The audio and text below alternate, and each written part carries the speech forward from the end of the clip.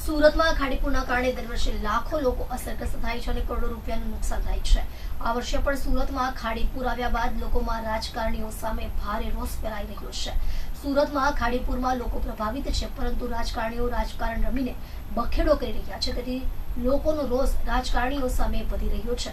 અસરગ્રસ્ત લોકોમાં રોષ એટલી હદે વધ્યો છે કે ખાડીપુરની સમસ્યા દૂર ન થાય ત્યાં સુધી પ્રવેશ કરવો નહીં।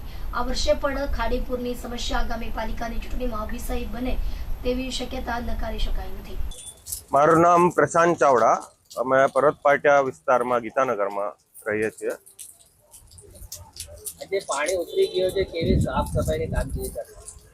કાલ રાતથી પાણી ઉતર્યા પછી સાફ સફાઈ તરત જ આખી ટીમ કોર્પોરેશનની આવી ગઈ છે અને દરેક પ્રકારે સારી સાફ સફાઈ કરીને દવાનો છંટકાવ વગેરે બધી સારી સુવિધાઓ ઊભી કરી છે।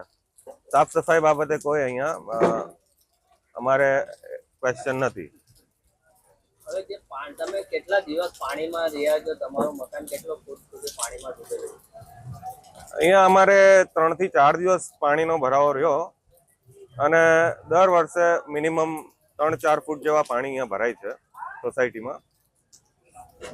ઘણા વર્ષો પહેલા 3-4 વર્ષે પૂર આવતી, પણ હવે અમુક વર્ષોથી દર વર્ષે પૂર આવે છે, જે બાબતે દર વર્ષે નુકસાન થાય છે અને સરકારશ્રીને થોડી વિનંતી કે જે લોકોને નુકસાન થાય છે પૂરમાં દર વખતે એમને કંઈક ને કંઈક રિફંડ વગેરે આપે। શું કહેશો આ બાબતમાં? કોર્પોરેશન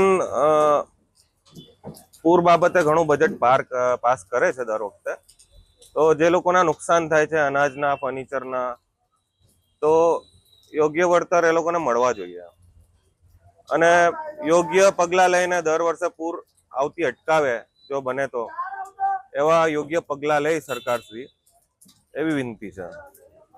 આ લોકો સરકાર તરફથી કઈ ફંડ આપવામાં આવે છે જે પાણીને જે ના, દર વખતે આ પ્રકારે કોઈ ફંડ આપવામાં આવતો નથી। આજ સુધી કઈ? ના, મારા ધ્યાનમાં નથી કે ફંડ આપવામાં આવ્યો હોય એવું। શું કહેશો તમે? પાકે પાસે ફંડ આપવો જોઈએ આ લોકોને। આ લોકોનું જે નુકસાન થતું હોય, ગરીબ લોકોનું ભરપાઈ કરવી જોઈએ। નીચે રહેવાવાળાને દર વર્ષેની ફર્નિચરની, સામાનની અને ખાણીપીણીની વસ્તુના નુકસાન ભોગવે છે આ લોકો, તો એ લોકોને યોગ્ય વળતર મળવું જોઈએ। નમસ્કાર, હું Nilesh Patel, zonal chief Limbayat zone, Surat મહાનગરપાલિકા। આપ જોઈ રહ્યા છો એ પ્રમાણે ઉપરવાસમાંથી જે વરસાદ ખૂબ પ્રમાણમાં જે પડી રહ્યો હતો 24 તારીખ બાદ, જેને કારણે ખાડીનું લેવલ અભૂતપૂર્વ રીતે 8.85 મીટર સુધી થઈ ગયું હતું અને આજ રોજ હાલમાં 8.25 મીટરનું લેવલ છે, એટલે ભયજનક લેવલ કરતાં અત્યારે ડાઉન થઈ ગયું છે। સતત ડીવોટરિંગ કરવાને કારણે આ એરિયામાં રાહત થઈ ગઈ છે 24 કલાક દરમિયાન જ। અને ખાસ કરીને અત્યારે આપ જોઈ રહ્યા છો એ પ્રમાણે પર્વત ખાડી વિસ્તારની અંદર ગીતાનગર સોસાયટી, મામાનગર સોસાયટી, વાંબે આવાસ, જે પોકેટની અંદર ગઈકાલ લગભગ 4 ફૂટની આસપાસ એવરેજ પાણીનું લેવલ હતું, જે હાલમાં આપ જોઈ રહ્યા છો એ પ્રમાણે ખાલી થઈ ગયું છે। અને યુદ્ધના ધોરણે આજે મોર્નિંગના સવારે 7 વાગ્યાથી જ 60 જેટલા આપણા સેનિટેશનના સ્ટાફ, 8 થી 10 સુપરવાઇઝરી સ્ટાફ, જેમાં એસઆઈ, એસએસઆઈ, આસિસ્ટન્ટ એમઓએશ્રી, ડેપ્યુટી એમઓએશ્રી ખુદ સ્થળ પર અત્યારે હાજર છે। વીબીડીસીની ટીમ પર અત્યારે સતત કાર્યશીલ છે। સ્થળ પર આપણે કોઈપણ મેડિકલ સહાય પૂરી પાડી શકીએ એ પ્રમાણે મેડિકલ ટીમની વ્યવસ્થા રાખી છે, જ્યાં ખાસ કરીને આ સોસાયટીમાં જ્યાં વોટર લોગિંગ હતું અને આપણે સતત આગોતરા અગમચેતીના ભાગરૂપે પહેલેથી આપણે મોનિટરિંગ કરી રહ્યા હતા, જેમાં સગર્ભા સ્ત્રીઓ, વડીલો, જે લોકોને કોઈ પણ જાતની મેડિકલ સહાયની જરૂર હતી, એ આપણે સતત ફોલોઅપમાં રહ્યા હતા અને આજે પણ સહાય પૂરી પાડીએ ઘરે ઘરે જઈને એ પ્રમાણે આપણે ફરીથી સર્વેની કામગીરી પણ ચાલી રહી છે। સાથે સાથે કારણ કે વોટર લોગિંગ થયું હતું એટલે યુદ્ધના ધોરણે સાફ સફાઈ કરીને સોસાયટીના દરેક ખૂણામાંથી કાદવ, કચરો, જે પણ માટી જમા થઈ હોય એને આપણે કાઢી લઈએ અને ઇન્સેક્ટિસાઇડ પાવડરનો પણ સ્પ્રે ત્યારબાદ કરીને ટોટલી સ્ટરીલાઇઝ કરવા માટેનું આજે આપણે આયોજન કર્યું છે। જે ખાડીના કોર્નરનો જે ભાગ છે ત્યાં પણ સતત અત્યારે ડીવોટરિંગ ચાલે છે અને આશા રાખીએ કે 8.25 મીટરનું જે લેવલ છે એ જેમ ડાઉન જશે, મારા ખ્યાલથી આજે 5-6 કલાકની અંદર ટોટલી ક્લીન થઈ જશે। મારું નામ ભરતભાઈ। ભરતભાઈ, કયો વિસ્તાર છે? હાલ કેવી પરિસ્થિતિ છે પાણી ઉતર્યા?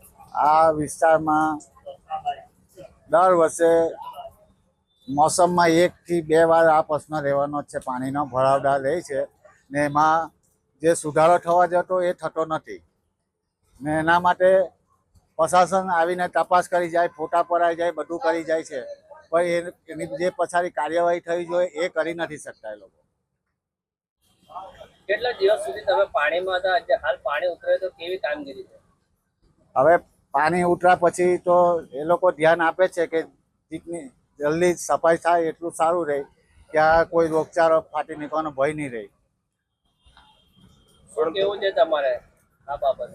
અમારે કેવું છે કે પ્રશાસન આવીને જોઈ જાય છતાં પણ ધ્યાન કેમ નથી આપતા? અને દર વર્ષે જે સોસાયટીમાં જે બધા પરેશાન થાય છે, લોકોને દૂધના માટે તકલીફ રહે, રાશન પાણી માટે તકલીફ રહે, એ પ્રશ્નનો હલ કયા હિસાબે કરી છે? સોસાયટીમાં અંદર જે રહે એપાર્ટમેન્ટમાં એ લોકોને જે તકલીફ રહેતી છે એ પ્રશ્નનો નિકાલ નથી આવતો.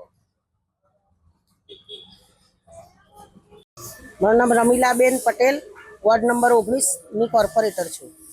કયો વિસ્તાર છે? હાલે જે પાણીની જે પરિસ્થિતિ હતી 4 દિવસથી, તો શું કહેશો આ બાબતમાં? અને આજે પાણી ઉતરે તો સાફ સફાઈ કેવી રીતે?